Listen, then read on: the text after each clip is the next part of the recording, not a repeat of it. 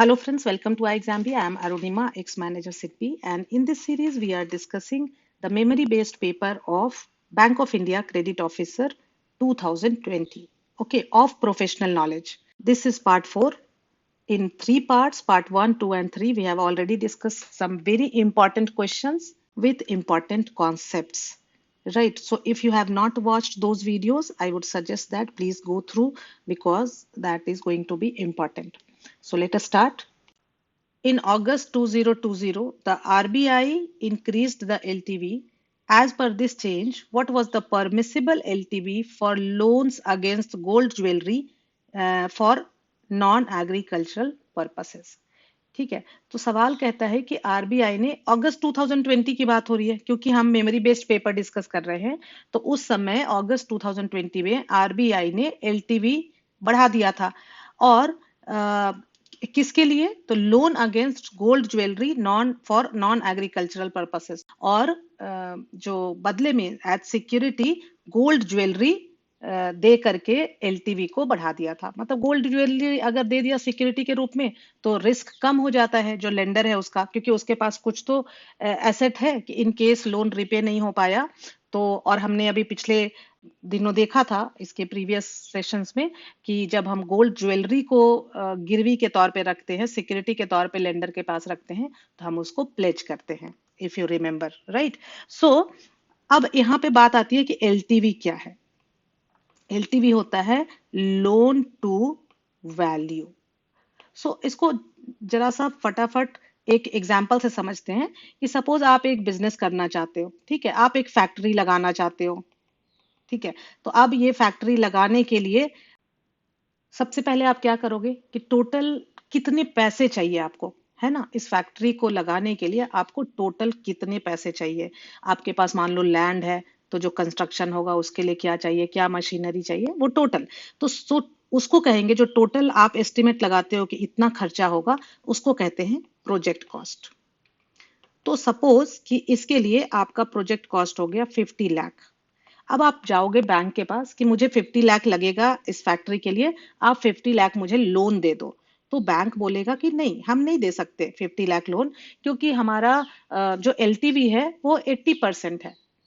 मतलब loan to value ratio कहता है कि पूरा का पूरा हम पैसा नहीं दे सकते, पूरे के पूरे 50 लाख हम आपको नहीं दे सकते। आप कोई भी लोन लो, अगर आप होम लोन भी लेते हो तो जो घर की पूरी कीमत होती है वो बैंक आपको नहीं देगा, कहेगा कुछ पैसा आप लगाओ और कुछ पैसा हम लगाते हैं। तो ये हो गया प्रोजेक्ट कॉस्ट। और वो जो लोन अमाउंट मान लो कहता है बैंक की हम आपको 40 लाख देंगे। तो अब लोन टू वैल्यू क्या हो गया? प्रोजेक्ट कॉस्ट मतलब वैल्यू, पूरा वैल्यू ऑफ द एसेट जो क्रिएट होगा इससे वो पूरा वैल्यू होगा। तो लोन टू वैल्यू क्या हो गया? ये हो गया लोन अमाउंट जो कि यहाँ पे है 40 अपॉन वैल्यू जो कि यहाँ पे है 50 इंटू 100। सो ये हो गया 80%। तो एलटीवी हो गया 80%, राइट। तो पिछले साल जब कोविड के टाइम पे लोगों के हाथ में पैसे नहीं थे तो बैंक ने, आरबीआई ने ये जारी किया कि एलटीवी बढ़ा देते हैं। तो एलटीवी बढ़ा देंगे, मान लो 80% है और इसको 90% कर देंगे, तो मतलब बैंक का कंट्रीब्यूशन ज्यादा होगा और जो पर्सन है जिसको लोन लेना है उसका जो कंट्रीब्यूशन होगा वो कम होगा। तो उस समय पे 75% से बढ़ाकर 90% कर दिया गया था। तो 90% इसका आंसर होगा। लेकिन ये 31 मार्च 2021 तक के लिए किया गया था। तो अभी as on date it is again 75%। मतलब अगर आपको 1 लाख रुपीज लोन चाहिए तो कम से कम 25,000 आपका कंट्रीब्यूशन होना चाहिए। वो ज्यादा भी हो सकता है, अगर आप कहते हो एलटीवी 75% है तो कम से कम आपका 25,000 होना चाहिए। लेकिन अगर आपको लगता है नहीं मेरे पास 50,000 है, मुझे 50,000 ही चाहिए, तो आप 50,000 के लिए भी अप्लाई कर सकते हैं। लेकिन आप एलटीवी 75% है तो आप 80,000 डिमांड नहीं कर सकते, बैंक आपको अलाउ नहीं करेगा, ठीक है। साथ ही साथ हमने, so I hope it is clear. Next question. In light of COVID-19, RBI has allowed a moratorium for how many months to borrowers from March 1st, 2020? तो ये क्वेश्चन तो आज की डेट में रिलेवेंट नहीं है, लेकिन यहाँ पे जो मोराटोरियम वर्ड आ रहा है इससे रिलेटेड आपको सवाल पूछे जा सकते हैं।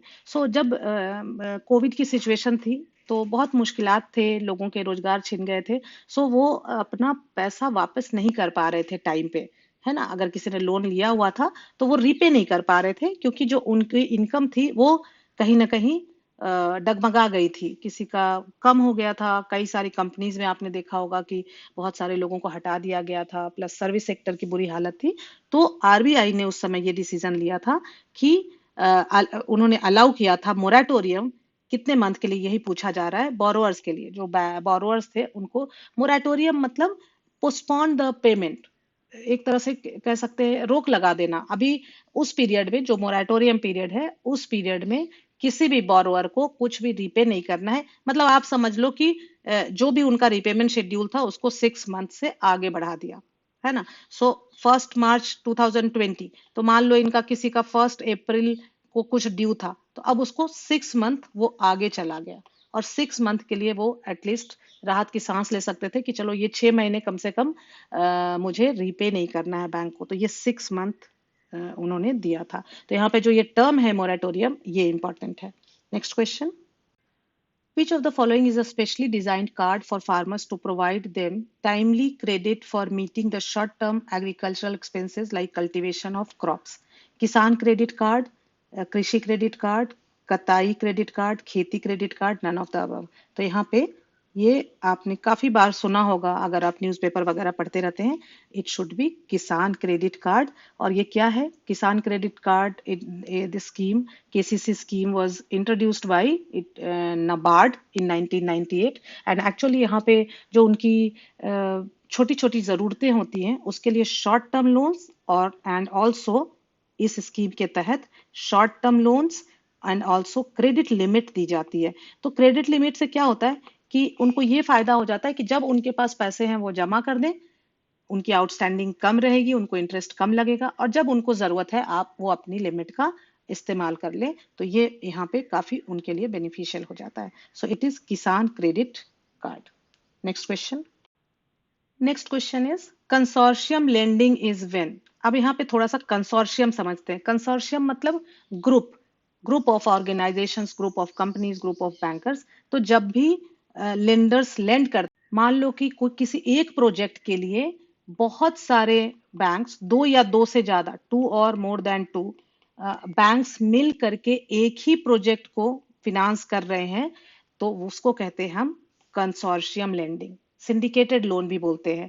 और ये ज्यादातर जो बड़े बड़े इंफ्रास्ट्रक्चर प्रोजेक्ट्स होते हैं ना, क्योंकि मान लो कि वहां पे थाउजेंड्स ऑफ करोड़ का प्रोजेक्ट है, तो एक जो लेंडर है, एक बैंक अकेला उसको करने में थोड़ा सा घबराता है कि मान लो कि वो लोन खराब हो गया, मान लो रिपेमेंट नहीं आया या प्रोजेक्ट फेल हो गया, तो फिर उसका बहुत ज्यादा नुकसान हो जाएगा। सो उसको, उस रिस्क को मिनिमाइज करने के लिए, रिस्क को कम करने के लिए 3 4 5, दो या दो से ज्यादा बैंक्स जब मिल करके लेंडिंग करते हैं किसी प्रोजेक्ट को, किसी एक सिंगल प्रोजेक्ट को, तो उसको कहते हैं कंसोर्शियम लेंडिंग। तो देखो यहाँ पे several banks finance a single borrower, several banks finance multiple projects in same industry, single bank finances interrelated projects, single bank finances interrelated projects. तो सिंगल बैंक तो खत्म ही हो गया। अब सेवरल बैंक्स में, यहाँ पे ए में बोल रहा है several banks finance a single borrower, और बी में कह रहा है several banks finance multiple projects in same industry. No, A should be the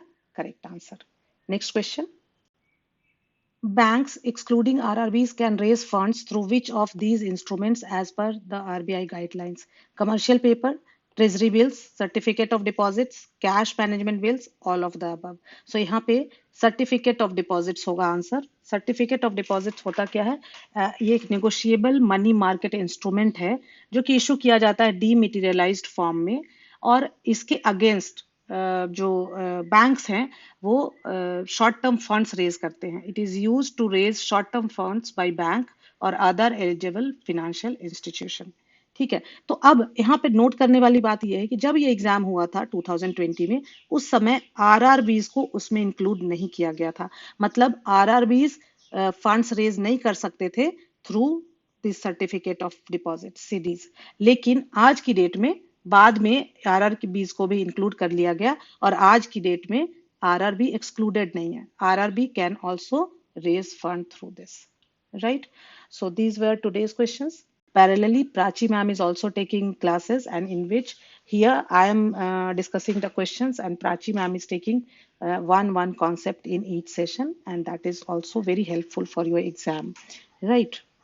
Also, I would like to apprise here that all mock tests are free at iexambi.com, and you must write these mock tests so that actually एक conditioning हो जाती है आपके mind को जब आप mock test लिखते हो कि आप टाइम मैनेज कर पा रहे हो नहीं उस स्ट्रेसफुल सिचुएशन में within given time limit whether you are able to solve questions और नॉट बिकॉज यहाँ पे कुछ न्यूमेरिकल्स भी होंगे अभी आने वाले दिनों में हम कुछ न्यूमेरिकल्स भी लेके आएंगे if you think that you need guidance for preparing this exam, so you can enroll for our courses, our iExamB Bank of India Credit Officer online course.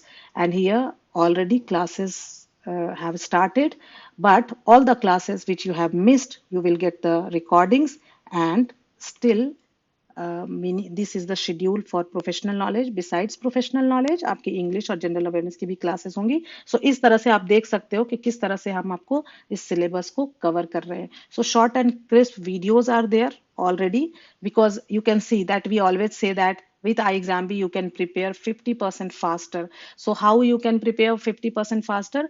Because course is curated in such a way कि जो relevant है आपके exam के लिए और in a very systematic manner not in haphazard manner एक बहुत systematic manner में जब आपको चीजें मिल जाती हैं जो आपको इस एग्जाम के लिए रिलेवेंट है तो आप बहुत सारा अपना टाइम बचा सकते हैं so this is the schedule and this is our course. If you need any further information, you can call at 920 552 4028. Thank you, friends. Thanks for watching.